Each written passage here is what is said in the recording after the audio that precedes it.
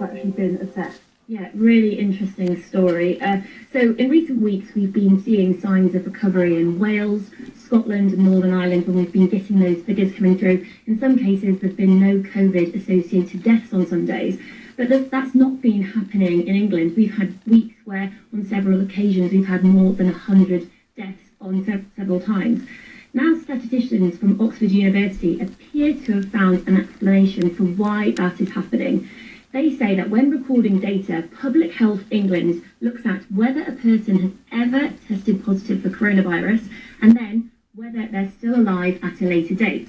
So that means that anyone who's ever tested positive for coronavirus is included in the death figures, even if they've died from something else. So one pretty startling example is a person could test positive, be successfully treated and discharged, say in April time, and then in June could be run over by a bus and die.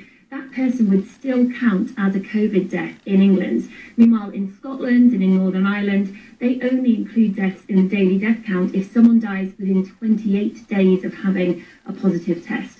Now, this team from Oxford University argue that the current definition in England means no one with COVID is allowed to ever recover from their illness, the way that's currently processed. So yes, so as you say, the Health Secretary, Matt Hancock, has now called for an urgent review into how that data is processed in England. So that implies that possibly the England numbers have been artificially inflated. Do we have any idea by how much?